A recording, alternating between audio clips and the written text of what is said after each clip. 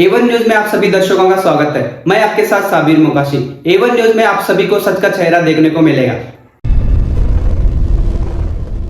शर्म नहीं तो डूब मरो, शर्म करो, शर्म करो, शर्म करो, शर्म करो, ईडी शर्म करो, ईडी शर्म करो, शर्म नहीं तो डूब मरो, शर्म नहीं तो डूब मरो, जिंदाबाद जिंदाबाद जिंदाबाद जिंदाबाद, एसडीपीआई जिंदाबाद, एसडीपीआई जिंदाबाद, रिहान करो, बंद करो, बंद करो, नफरत की सियासत बंद करो, नफरत की सियासत बंद करो, बंद करो, बंद करो, बंद करो, बंद करो, ये धमकाने की सियासत बंद करो, ये धमकाने की सियासत बंद करो, वक्त के बिल के खिलाफ बोलेंगे, वक्त के बिल के खिलाफ बोलेंगे, गिरफ्तारी के बाद भी बोलेंगे, गिरफ्तारी के बाद भी बोलेंगे, फैजी साहब को रिलीज करो, फैजी साहब को रिलीज करो, प्रेसिडेंट साहब को रिलीज करो, प्रेसिडेंट साहब को रिलीज करो, ईडी से धमकाना बंद करो, ईडी से धमकाना बंद करो, बंद करो, बंद करो,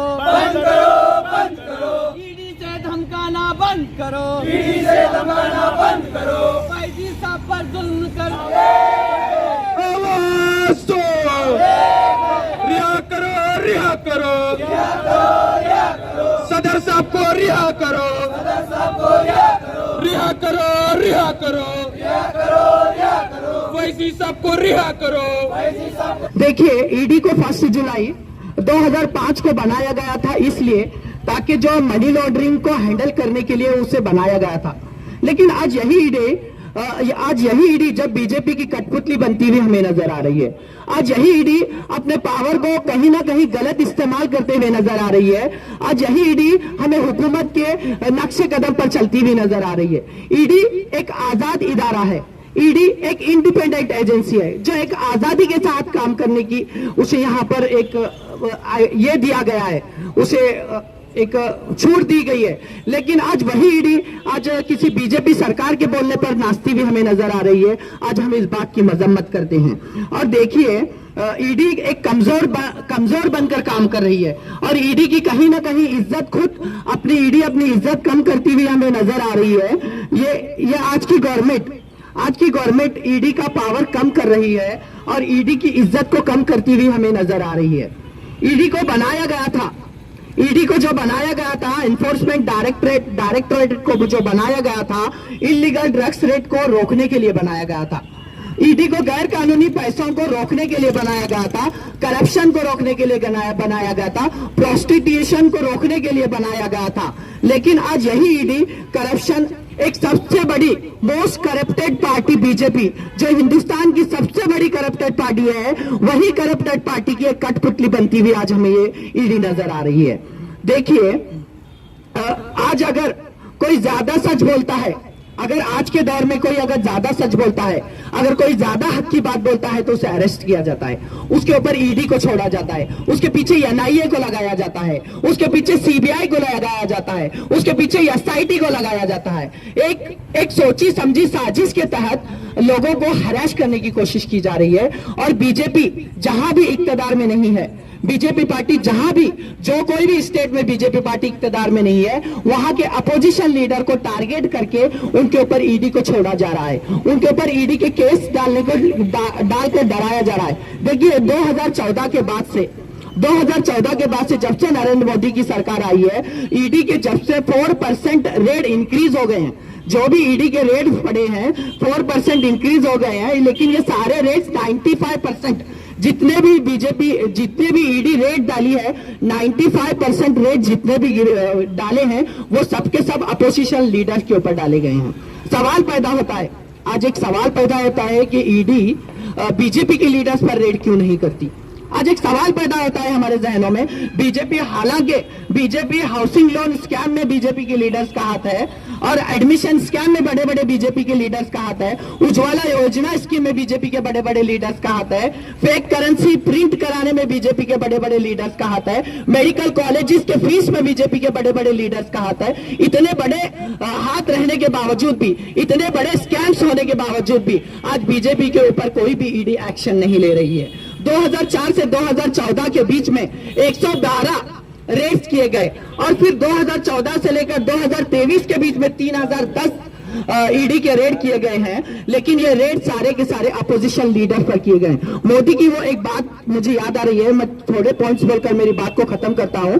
मोदी की मुझे वो एक बात याद आ रही है, मोदी ने कहा था कि 2014 से पहले ईडी यूजलेस थी, ईडी बेकार थी। 2014 के बाद ईडी काम में आई। उन्होंने कहा कि ईडी 2014 के बाद काम में है। बिल्कुल आपने सच कहा था मिस्टर नरेंद्र मोदी जी। हालांकि सही बात है कि ईडी 2014 के बाद ही अमल में आई, ताकि आपके बोले हुए रास्ते पर चले, ताकि वो आपके नक्शे कदम पर चले, ताकि आप जिसकी तरफ इशारा करते हैं उसके घरों पर रेड की जाए, और ताकि आपके इशारे से एसडीपीआई के लीडर्स के घरों पर रेड की जाए, रियाज फिरंगी पेट के घर पर रेड की जाए, एमकी फैजी साहब के घर पर रेड की जाए, एसडीपीआई के नामवर लीडर्स के घरों पर रेड की जाए, अपोजिशन के मजबूत लीडर्स के घरों पर रेड की जाए। ये हेमंत बिस्वा जो आसाम का चीफ मिनिस्टर, उसके घर पर भी आज तक रेड नहीं की गई। हालांकि इतना बड़ा स्कैम करने के बावजूद भी रेड की नहीं गई।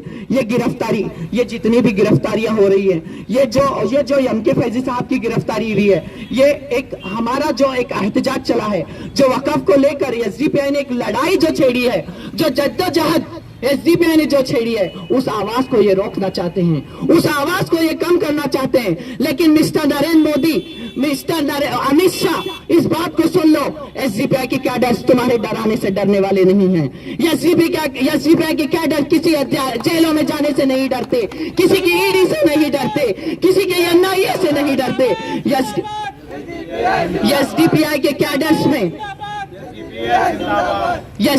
कैडर्स में तुम जितनी बार जेल में डालोगे उतनी हमारी हिम्मतें बढ़ेगी, तुम जितनी बार हमें अदालतों में खींचोगे उतनी हमारी हिम्मत मजबूत होते जाएगी। ये आपकी साजिश है कि एसडीपीआई के कैडर्स को रोका जाए, एसडीपीआई के कैडर्स को धमका कर उनकी पार्टी से दूर किया जाए, लेकिन ऐसा हो नहीं सकता। बस इन्हीं बात एक बुजदिलाना तरीके से जो है एक खास कम्युनिटी और एक खास पार्टी पर जो है टारगेट किया जा रही है। कल हमारे नेशनल प्रेसिडेंट एमके फैजी साहब को एयरपोर्ट से अरेस्ट किया गया। ये अरेस्टिंग जिस बुनियाद पर की गई है वो बेबुनियादी है, वो बेफजूल की बुनियादी बताया जा रहा है। इससे साफ जाहिर होता है कि हमारी अरेस्टिंग पर हमारे ऊपर दबाव पैदा करने की कोशिशें की जा रही है, लेकिन ये हाईली इम्पॉसिबल है। याद रखिए, ये हाईली इम्पॉसिबल है। जितना तुम दबाने की कोशिश करेंगे हम इंशाअल्लाह उतना ज्यादा उभरेंगे। और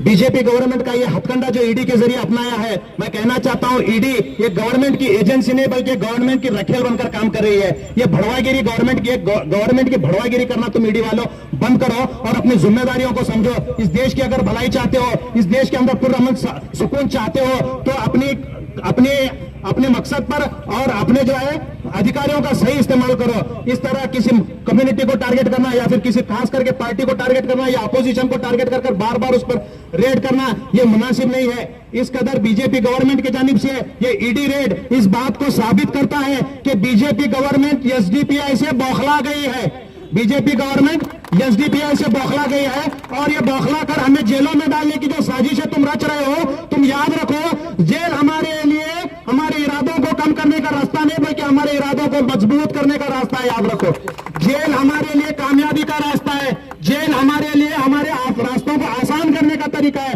तुम अगर इस कदर डराने की कोशिश करोगे, अरे हमारे एक लीडर को तुम अरेस्ट करने से हमारी पार्टी रुकने वाली नहीं है, क्योंकि एसडीपीआई एक सिर्फ पार्टी नहीं है, एसडीपीआई सिर्फ एक पॉलिटिकल पार्टी नहीं है, एसडीपीआई एक सोच है। याद रखो, तुम हमारी पार्टी को रुकावट डाल सकते हो, तुम हमारी सोच पर रुकावट नहीं डाल सकते। ऐसे कई लीडर हमारे इस कौम के लिए, इस मुल्क के लिए कुर्बानियां देते हुए आज भी जेलों में पड़े हैं, लेकिन हमारे पार्टी का काम कभी ना रुका है ना रुकेगा इंशाअल्लाह।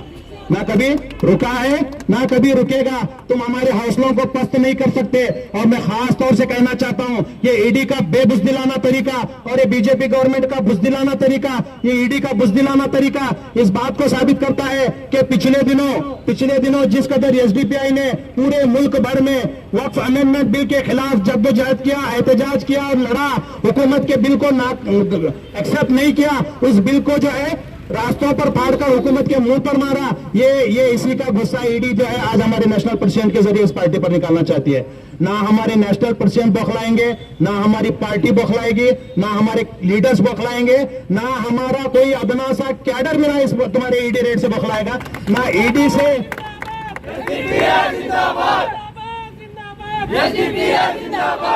ना ईडी से, ना एनआई से, ना पुलिस डिपार्टमेंट से। तुम अगर गवर्नमेंट की किसी भी ऐसी एजेंसियों को लेकर हमें डराने की कोशिश करोगे तो हम डरने वाले नहीं हैं, क्योंकि हमें मालूम है हमारी मंजिल जेल है। हमारी मंजिल जेल है। हम जेल भरने के लिए तैयार हैं। हम घरों में बैठने के लिए, अपने नरम गद्दों में सोने के लिए नहीं है। और मैं खास कर मुसलमान कम्युनिटी से कहना चाहता हूं और उन जिम्मेदारों से कहना चाहता हूं जो वक्फ के कुर्सियों पर बैठे हुए हैं, वक्फ के कुर्सियों पर बैठे हुए जिम्मेदारान, मेरी बात को कान खोल कर सुनो।